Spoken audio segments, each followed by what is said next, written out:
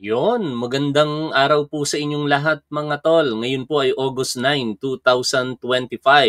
Tatlong personalidad po ang pag-uusapan po natin sa oras po na ito. Kaugnay po ng impeachment complaint laban po kay Vice President Sara Duterte. Yung nakikita po ninyo na mga photograph dito po sa ating screen, si Senator Robin Padilla, si Congresswoman Jinky Luistro, at syempre si Vice President Sara Duterte. Pero bago natin puntahan ang mga impormasyon na may kaugnayan dito po sa kanilang mga saloobin tungkol po dito sa impeachment, pakinggan muna natin ang balita kung saan dumidistansya pong muli ang Malacanang sa pangunguna ng ating Pangulong Bongbong Marcos sa isyu na ito. Pero sa paniniwala po ni Pangulong Bongbong Marcos, procedural lamang po ang naging desisyon ng Korte Suprema at hindi po na-touch nito yung merits po ng kaso. Kaya siguro sa kanyang paniniwala, kinalaunan, haharapin pa rin itong si Sara Duterte ito pong mga alegasyon laban po sa kanya. Pakinggan po natin ang balita.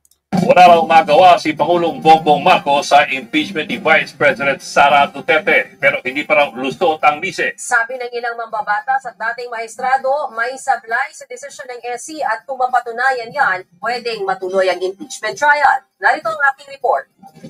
Ini-archive, hindi ibinasura ang impeachment laban kay Vice President Sara Duterte. Maliwanag po sa narinig natin sa balita kasi nagtataka talaga ako bakit nagdiriwang po ang mga DDS sa pangunguna ni Sara Duterte. Maliwanag naman po itong hindi panalo para po sa kanya. Ito po ay pagkakaantala lamang ng reklamo dito kay Sara. Kung ang tiningnan po ngayon ng Senado ay dahil kautusan po ng Korte Suprema ang kanilang sinunod, maliwanag po na hindi po panalo para kay Sara Duterte yon. At kung sinasabi naman po ng Korte Suprema na unconstitutional yung impeachment complaint kay Sara, hindi pa rin po panalo yon sapagkat ang liwanag po ng sinabi ng desisyon ng Korte na sa desisyon nga pong ito sa page 4, hindi po nila pinapawalang sala si Sara Duterte. Bagkus, ano po ang sinabi po dito? Our ruling does not absolve Petitioner Duterte from any of the charges.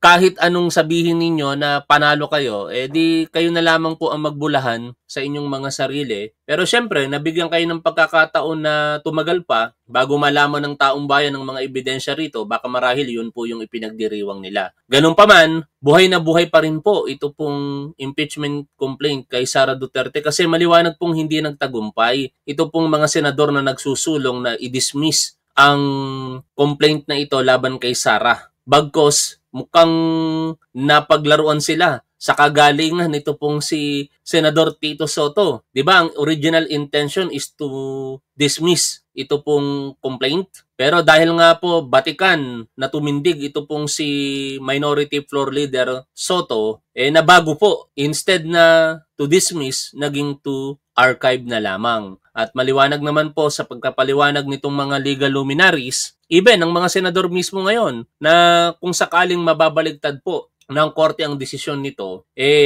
maaari din buhayin ngayon ng Senado yung impeachment complaint. Pero syempre, lahat yan ay mapapanood din na dito sa balita, kaya tapusin na muna natin ito pong balita. Pwedeng mabuhay yan at pwede rin tuluyang malibing, pero hindi ibig sabihin absuelto ang bise. Mismong si Pangulong Bongbong Marcos ang nagpunto niya. Hindi raw ang laman ng impeachment case ang pinag-uusapan sa SC, kundi ang mismong proseso. The merits of the case were not examined by the Supreme Court. It has no bearing on the rightness or wrongness of the impeachment. The procedure was faulty, was lacking. So yun ang assessment ng Supreme Court. Sa desisyon ng Korte Suprema, lumabag ang impeachment complaint sa one-year bar rule at wala ring due process. Kaya't ito'y void ab initio o walang bisa mulat sa umpisa. Again, there has been no trial. So accountability just doesn't come into it. It is a procedural question. Sa kabila niyan, hindi makikialam ang Malacanang sa issue ng impeachment. Bahala na raw ang Kongreso. Sorry, yung problema niya, it would be highly improper for me to tell my friends who are in the Senate and who are in the... Ngayon, binabatikos ng ilan si Pangulong Bongbong Marcos dahil hindi daw po siya nakikialam dito. Ang problema po kasi sa mga bumabatikos, kapag ka ang Pangulo sumusunod kung ano po yung tama at dapat, babatikusin. Kapag ka pinakailaman ni Pangulong Bongbong Marcos yan, which is hindi tama at dapat, sigurado mababatikos pa din po siya. Saan lalagay si Pangulong Bongbong Marcos? Ayaw natin sa mga diktador na leader, pero tinuturuan natin maging diktador si Pangulo dahil pabor para sa atin yung mga maaari niyang sabihin tungkol po dito. Malinaw dapat po sa atin, mga kapwa ko sumusuporta at nagmamahal sa ating Pangulo, na sa usaping impeachment, ito po ay usapin ng lehislatibo at sa pagitan din po ng ini-impeach po nila. Hindi dapat pakialaman po ito ni Pangulong Bongbong Marcos kasi siya mismo isang impeachable officer, no? Kung makikialam ang Pangulo na isang impeachable officer, paano na lamang sa mga susunod na pagkakataon pag siya ang i-impeach? Na ginagawa nga ngayon ito ng mga kalaban sa politika, pinagbabantaan si Pangulong Bongbong Marcos na i-impeach, pero sa paniniwala ko, hindi magtatagumpay dahil wala namang sapat na bilang ang mga kritiko ng ating Pangulo sa House of Representatives. Ganun pa man, binabanggit lamang natin yan mga tol kasi hindi talaga makatwiran. Sabi nga po ng ating Pangulo, improper para sa kanya na makialam sa proseso. Hindi niya pwedeng sabihin sa mga kasamahan niya sa Kongreso na ganito ang dapat niyong gawin, sa Senado na dapat ganito ang kanyang gawin, sapagkat panghihimasok po iyon sa kanilang mandato. Kaya sana, wag po nating i-impose yung kagustuhan natin sa ating Pangulo dahil it will serve our interest. Si Pangulo ay Pangulo po ng lahat ng mga Pilipino. Pangulo po siya, even itong si Vice President Sara Duterte. At ako, sa aking pananaw, tama lamang na dumistansya dito ang Malacanang. Wag na nating gayahin pa yung diskarte sa mga nakalipas na panahon katulad ng ginawa kay Renato Corona. Hindi naman lingid sa kaalaman ng lahat na nakialam doon ng Malacanang, pero improper po iyon. At wag po natin itulad si Pangulo sa mga ganong sirkumstansya. Ito yung dapat yung gawin. Improper yun. Ayon kay Senator Will Gatchalian, sa ilalim ng Senate rules, kailangan lamang ng 5 senador ang boboto para maibalik sa plenaryo ang impeachment case. Ang isa pang paraan, suspindihin ang rules at hintayin ang boto ng mayorya ng mga senador. Pero ayon din kay Gatchalian, kung maging pinal ang desisyon ng SC na void ab initio, para na rin daw hindi na ipasa ang articles of impeachment sa Senado. Kung balik na rin ito, posible pa raw talagang ituloy ang trial. Kung sinabi ng Supreme Court nga na valid yung pag-transmit sa inyo, ang aking personal interpretation, dahil na-convene na yung impeachment court, valid in transmission, then we can proceed with trial.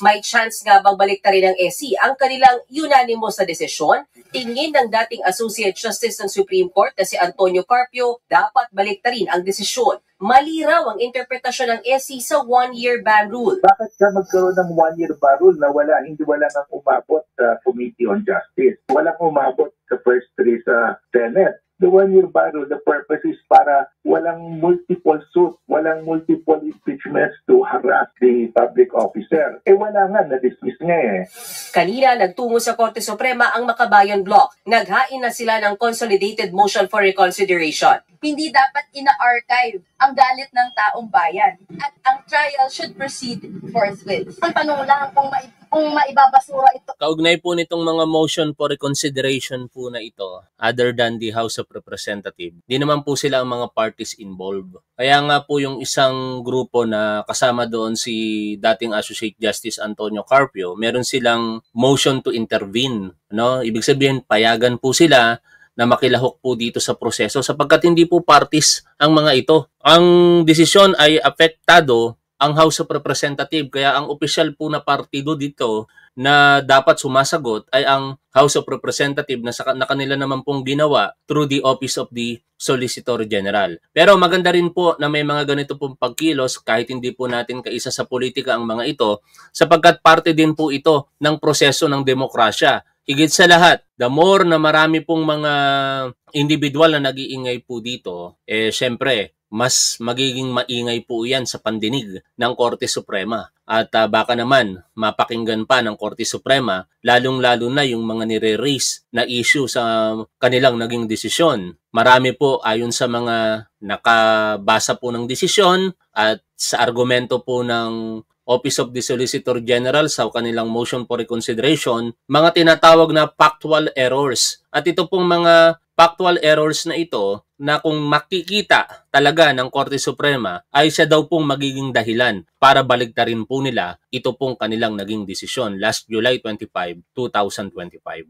Ang tanong dyan, asan yung 612.5 million? Ito yung tanong ng taong bayan Kaya hindi pwede itong i-archive, hindi pwede itong itago, no? Kailangan talagang sagutin ni Sara Duterte itong impeachment.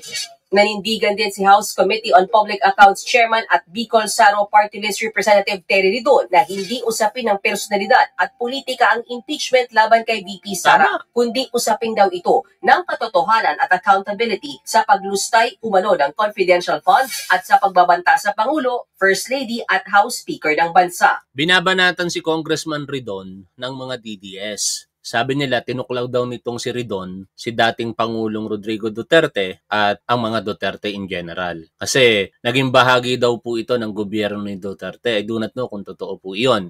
Pero sa isang pagkakataon, napakinggan ko ang interview dito kay Ridon na ginagawa niya ito hindi po dahil sa pangalang Duterte. It happens lamang na si Sara Duterte ang nareklamo sa impeachment. Pero ito ay kanyang ginagawa para po sa paghahanap ng katotohanan at pananagutan kung sakaling meron po talagang ginawang hindi tama, lalong-lalo na kung ang pinag-uusapan ay pondo ng bayan, which is makatwiran naman. Hindi naman kasi pwede na porket kakampi ka dati, tapos makikita mo ngayon na merong mali ay hindi ka na po kikibo. Anong uri ka ng kongresista kung ganun ka? Na ikaw ay magseserbisyo para lamang sa isang pangalan o sa isang pamilya na mukhang katulad ng ginagawa po ng nalulungkot na senador ngayon? Walang iba kung hindi ito pong si Senator Robin Padilla. Bakit po siya nalulungkot? Siya mismo po ang nagbanggit nung kanyang ipinaliwanag ang kanyang boto. Ano po ang kanyang sinambit? Sabi niya po noong August 6, 2025, on the Senate's move to archive the impeachment case against Vice President Sara Duterte. Ako'y malungkot talaga Napunta tayo sa archive. Yung archive, binasa ko. Pwede pala yan hukayin anytime kung anuman. Hindi pa rin tayo natapos. Kaya sana po, bagamat ang boto ko ay yes. Aray. Ako ay may reserbasyon dyan. Malaki ang reserbasyon ko dahil gusto ko dismissal. Tapusin na natin to. Dito makikita ninyo na ang grupo talaga ng mga mga senador na sumusuporta at loyal sa mga Duterte ay talagang gusto po nilang tapusin once and for all ito pong impeachment case kay Sara Duterte. Pero malinaw na hindi po sila nagtagumpay. Kasi kung gagawin po nila yon, malinaw po na mukhang meron po silang malalabag. At ano po yon? Ang mismong konstitusyon, no? Dahil unang-una, nakapending pa po sa Korte Suprema ito pong motion for reconsideration. Kaya hanga talaga ako kay Tito Soto Kasi originally, ang gustong mangyari ng majority, i-dismiss na outrightly by August 4. No? Nung mga panahong iyon, alam ni Tito Soto marahil na wala pang motion for reconsideration. At ganun nga yung nangyari. Na-move to August 6, siguro iniisip ni Tito Soto, baka by then meron ng motion for reconsideration. At nagkatotoo. Ngayon, kung meron ng motion for reconsideration, meron na siyang dahilan para kontrahin ang motion nito pong Duterte Block. Bagamat itinatanggi nitong si Rodante Marcoleta na siya ay miyembro po nito. Pero siya ang tumindig para po ipaglaban ang dismissal sa case nitong si Sara Duterte. Di nagkaroon na nga ng ganong motion. At maalam, si Senator Soto kahit hindi siya abogado, ikaw ba naman, 6 na termino ka na bilang senador. Baka kabisado mo na talaga ang rules diyan po sa Senado, higit sa lahat naging Senate President siya. Kaya nung minove nitong si Marcoleta to dismiss the impeachment complaint, agad na nagka-idea itong si Senator Tito Soto na i-table yung motion na yon. Which is sinasabi niya, higher doon sa motion to dismiss. Walang magawa ngayon ang mga abogado sa loob ng Senado, particular yung Senate President. Kung hindi, i-amend nila yung naging motion nitong si Marcoleta na hindi napasok sa kanilang original intention. Pero hindi naman sila pwedeng pumayag basta-basta na motion to table lamang. Kaya siguro marahil naisip nila motion to archive. Hoping na sa pamamagitan ng pag-archive, parang sa criminal case na hindi na talaga ito malabo na yung tsansa na mabuhay pa and eventually mauuwi talaga sa pagkakabasura. Pero hindi po ganon. Hindi umayon sa kanila yung kanilang mga ninanais. Dahil sa paglabas po ng mga nagpapaliwanag dito ngayon, unti-unting nare-realize ng publiko, aba, pwede pa pala, no? Akala ko nga nung una, yung motion to archive, wala na eh. Kasi sinabi na rin ni Tito Soto, pagpatay na din yun sa sistema. Pero hindi. Pinaliliwanag sa atin ngayon ng napakaraming mga magagaling na abogado, kasama po ang mga premier ng konstitusyon at even ng mga retired associate justice, na ito ay pwedeng buhayin, especially kapag bumaligtad ang desisyon ng Korte Suprema, which is hindi naman po imposibleng mangyari. Although, ipinapaliwanag nitong si Marcoleta sa kanyang espekulasyon, sabi niya, wag daw mag-speculate. Pero siya mismo nag-i-speculate na hindi mababaligtad ng Korte Suprema ang desisyon nito. Spekulasyon po yun dahil sino po ba siya para mabasa ang isip ng Korte Suprema? At kung kasaysayan ng pag-uusapan, may mga pagkakataon na binaligtad ng Korte Suprema ang kanilang desisyon kahit ito po ay unanimous pa. In fact, dito nga po sa desisyon ng Korte Suprema sa Duterte versus HOR, hindi po ito unanimous. Sapagkat 13 lamang ang nag-concur. Diyan po, isa po ang nag-abstain at isa ang hindi nakaboto. Ibig sabihin, 13 lang, hindi po 15. Ngayon, balik tayo sa pinakamahalagang punto. Bakit pabor na pabor ngayon sa mga naniniwala na dapat magpatuloy ang impeachment complaint kay Sara Duterte? Ang motion to archive, nagpapakita ng buhay pa ang impeachment complaint. Pero kung nagtagumpay at marahil kaya nalulungkot si Robin Padilla, ito pong kanilang motion to dismiss, gagamitin ito sigurado ng Korte Suprema. Yun yung sinasabi ko sa inyo mga tol kung babalikan niyo yung post ko. Ang post ko dito noon, nung hindi pa nagkakaroon ng August 6 decision ang Senado, ang pinangangamba ko rito, baka i-dismiss ng Senado tapos gagamitin na lamang ng Korte Suprema ang desisyon nila base po doon sa desisyon ng Senado na moot and academic na. Kasi wala na tayong dapat pang pag-usapan dahil dinismiss na ng Senado. Hindi ngayon magagawa ng Korte Suprema yon dahil nga na archive. Kaya mapipilitan ngayon ng Korte Suprema na umakto doon sa motion for reconsideration base po sa argumento ng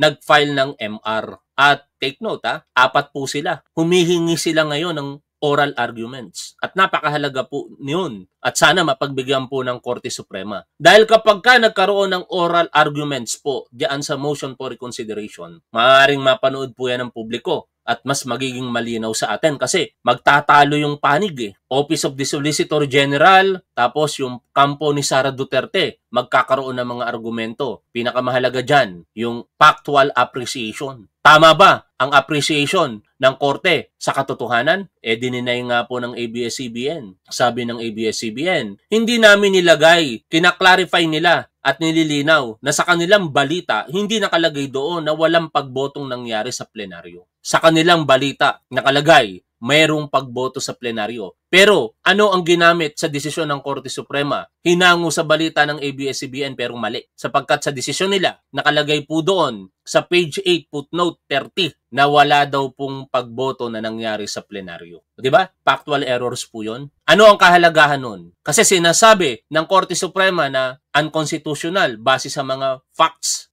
Isa nga yung katotohanan na mali yung appreciation nila. Anyway, dito po sa re-reactionan po nating interview kay Congresswoman Luistro, naniniwala po siya na somehow may pag-asa pa, no? At hindi na rin niya naman ikinagulat. Lahat naman tayo hindi nagulat sa naging desisyon ng Senado, mga tol Ewan ko kung kayo'y nagulat doon, pero ako at most of us hindi talaga magugulat dahil alam na natin kung ano talaga ang mangyayari. Pero salamat at hindi sila nagtagumpay na ma-dismiss po nila itong complaint. By the way, isingit ko lang ito. Ito pong si Congresswoman Luistro at saka si Vice President Sara Duterte. Actually, nagkaroon ito ng palitan ng mga maang-ahang na mga salita. Pero hindi naman nagmula kay Luistro. Kasi si Luistro ay isang kongresista na ginaganap lamang ang kanyang trabaho, especially during budget deliberation. Diba? Nagkaroon ng budget deliberation dito. Tapos, sa Committee on Good Government and Public Accountability, isa din sa nag-interpellate ito pong si Congresswoman Luistro. Pero mukhang hindi po yun nagustuhan ni Sara Duterte. Pinersonal niya si Congresswoman Luistro. In fact, nung halalan, sinikap ni Sara Duterte ang siraan sa mga constituents itong si Luistro. Pinalabas niya pa na may pagkakautang itong asawa ni Luistro sa kanyang asawa bilang abogado. Challenge siya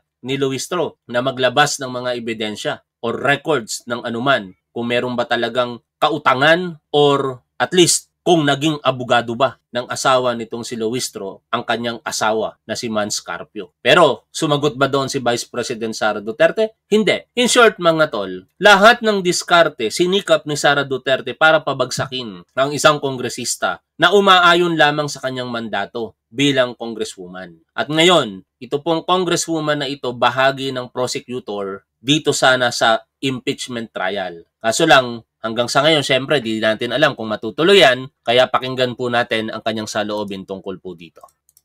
Oh, I'm sorry. Nasaan ko na ba nailagay yun? Dito. Pusa natin to. And eto. What do you think of this decision by the Senate to archive the articles of impeachment?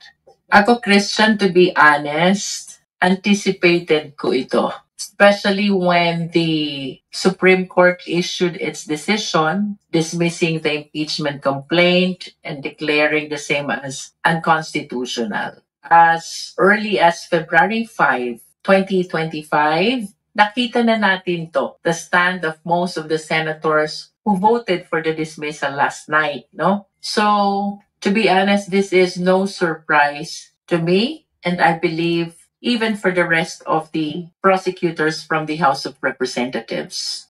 But you are not surprised, but do you think they made the right decision here given the fact na meron pa pong motion for reconsideration filed by the House at hindi pa po ito inaaksyonan ng Korte Suprema? Well, with all due respect sa kanila, but we maintain our position that the House of Representatives did not violate any provision of our Constitution, particularly the one-year prohibition rule.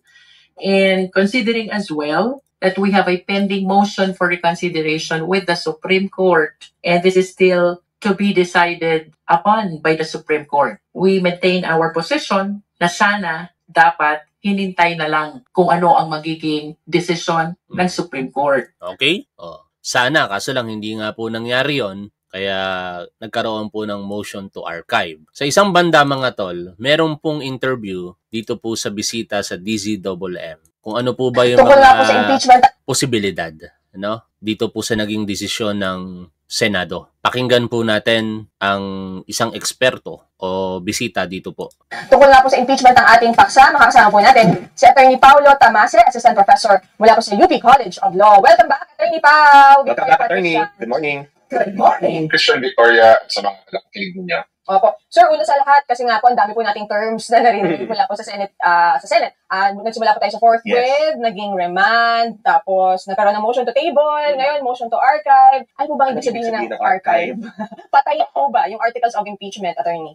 So, magandang tanong yun, no? Siguro maganda i-emphasize na buhay pa yung complaint, ay yung impeachment case technically, no? Bagaman dahil sa archival, mukhang pwede siyang deep sleep, no, malalim na tulog, pwede nyo rin tawagin comatose. At ganun yun kasi no, kung bumaliktad man yung desisyon ng Korte Suprema, ay hindi naman agad-agad na mabubuhay yung kaso ulit, na maging aktibo siya.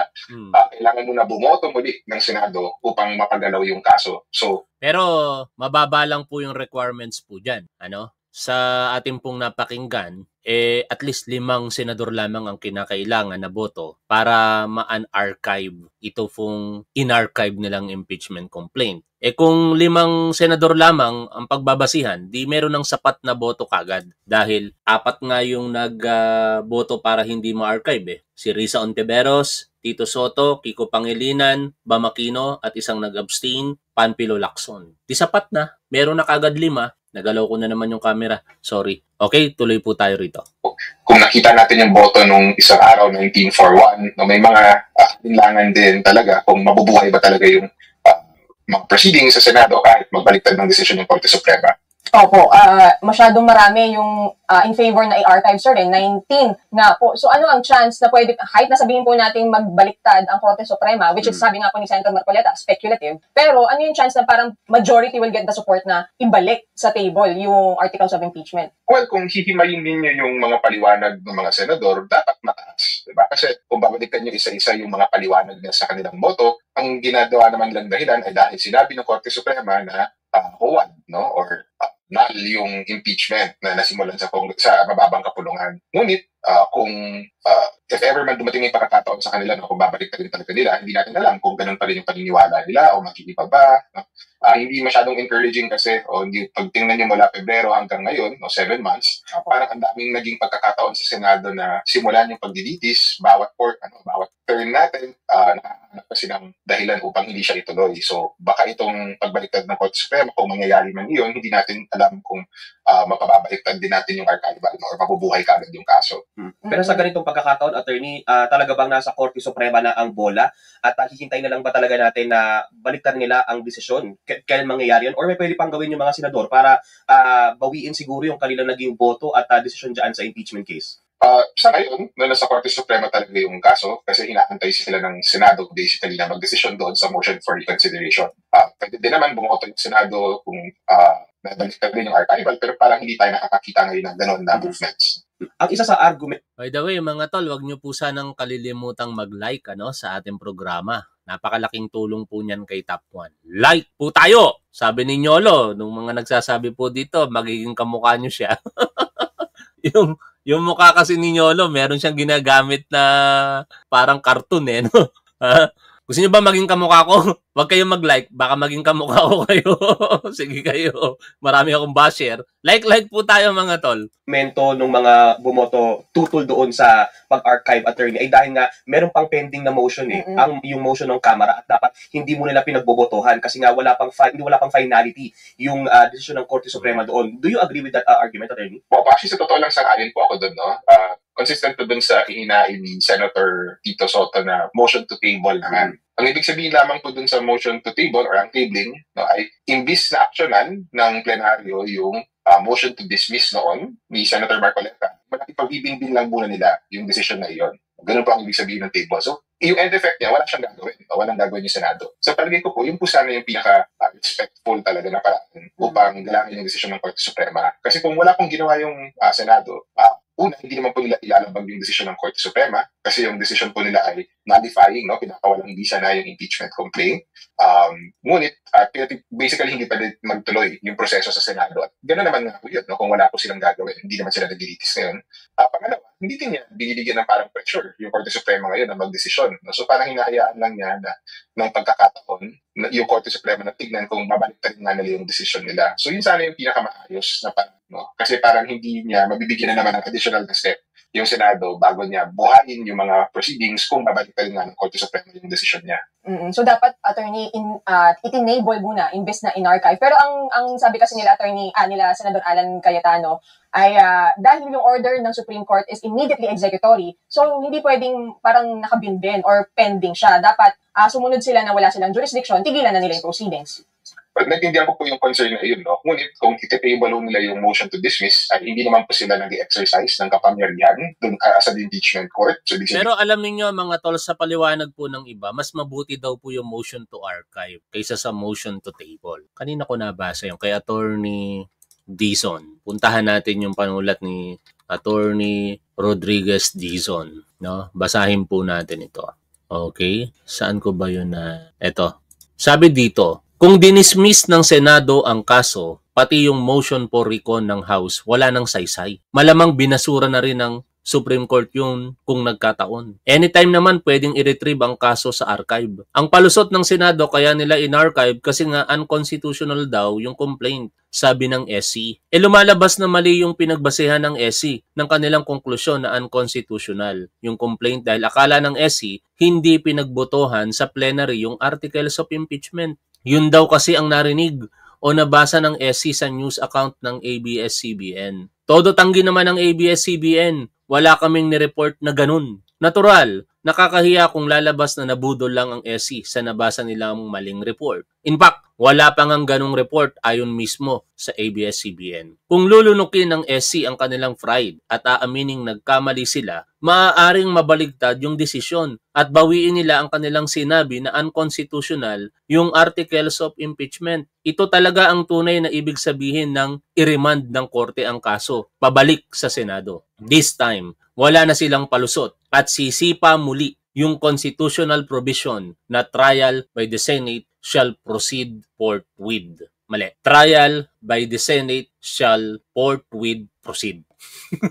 Konstitusyon kasi ginamit, baka mapulaan tayo, kaya binasa na natin ng tama. Tuloy po tayo. Hindi optional sa Senado ang pag-retrieve ng kaso mula sa archive kung binaliktad ng SC ang desisyon nila. So finally, magkakaroon ng trial na hindi mangyayari kung na-dismiss yung kaso. So wala pa naman talagang dahilan mag-celebrate si BP Sara. Hindi pa siya tuluyang lusot. Ang hirap pa nga niyan, nakapaghugas na ng kamay ang Senado. In-archive nila yung kaso, tapos itinuro nila yung desisyon ng Supreme Court bilang dahilan. So mabubuhay lang muli yung kaso kung ang Supreme Court na mismo ang gagawa ng paraan. Sa madalang salita, Supreme Court na lang ang natitirang pwedeng pagbintangan o kamuhian ng mamamayang Pilipino kapag naudlot ang kanilang hangarin na panagutin si BP Sara sa mga perang nilustay niya na ayaw niyang ipaliwanag sa Quadcom. Payag kaya? Dito ko po nahugot yung kaisipan kahapon kung maalala po ninyo yung pinost ko, hahayaan kaya ng Korte Suprema na sa kanila magalit ang majority ng taong bayan? Kasi naguhugas kami ang Senado Inaasa sa desisyon nila Tapos yung mga DDS galit na galit kapag ginagamit po natin ng taong bayan. Magbasa kayo ng diksyonaryo kung ano ibig sabihin ng taong bayan. Ang taong bayan hindi po partikular sa DDS, hindi po partikular sa mga Marcos supporter or loyalist or dilaw or kakamping. Kapag ka may sektor po ng lipunan na binubuo po ng tao, taong bayan po yon. Kaya nga kinakwalify ko ang sinasabi natin dito, majority ng taong bayan gustong matuloy ang impeachment ni Sara Duterte. Bakit ko po sinasabi yan? Kasi nakabase po yan sa survey na inyong pinaniniwalaan. Ako ayoko maniwala sa survey Pero kayo naniniwala kayo, di ba? Sinabi sa survey, most trusted si Vice President Sara Duterte. Tuwang-tuwa kayo. Sinasabi rin ng survey, 80% ng mga Pilipino, taong bayan po yon, naniniwala na dapat matuloy ang impeachment laban kay Sara Duterte. Ayon pa po dito, tuloy ko po yung binabasa natin. Ulitin ko. So, mabubuhay lang muli yung kaso kung ang Supreme Court na mismo ang gagawa ng paraan. Sa madaling salita, Supreme Court na lang ang natitirang pwedeng pagbintangan o kamuhian ng mamamayang Pilipino kapag naudlot ang kanilang hangarin na panagutin si BP Sara sa mga perang nilustay niya na ayaw niyang ipaliwanag sa Quadcom. Payag kaya ang Supreme Court na sila lang ang mabantot at lahat ng ibang main characters ay manatiling mabango, lalong-lalo na ang Senado na nagtago sa likod ng desisyon at patay mali sa pangangalandakan na sila'y ay sumunod lang sa utos ng Supreme Court? Palagay ko hindi papayag ang mga justices na sila ang gawing fall guys o doormat sa sitwasyong ito, na sa kanila magpapahid ng mapuputik na paa ang mga nagtutunggali ang puwersa ng kadiliman at puwersa ng kasamaan, samantalang magkakasama naman silang lahat. Yan po pahayag po yan ni Attorney Joel Rodriguez Dizon. Tuloy po na ang pakikinig dito kay Attorney Tamase. Hindi naman nila pinutuloy yung mga proseso. At the same time, hindi din po nila pinungunahan yung reconsideration ng Korte Suprema. So magalang na po sana na pamamaraan yun, yung tabling lamang ng motion to dismiss ni Senator Marcoleta. Unfortunately, hindi po yun yung napag-desisyon ng Senado. So do you think yung nga pong pinupunta ni Senator Marcoleta, hindi naman overturn ng unanimous decision ang Supreme Court, pero nabasa niyo po ba yung MR ng Solicitor General ng House of Representatives? May magandang punto kaya doon na pwedeng mag-convince na parang mali ang nilabas natin, i-overturn natin yung ating desisyon? Dalawang punto po na. Una, hindi po totoo na hindi nagbabaliktad ng unanimous decision yung Korte Suprema.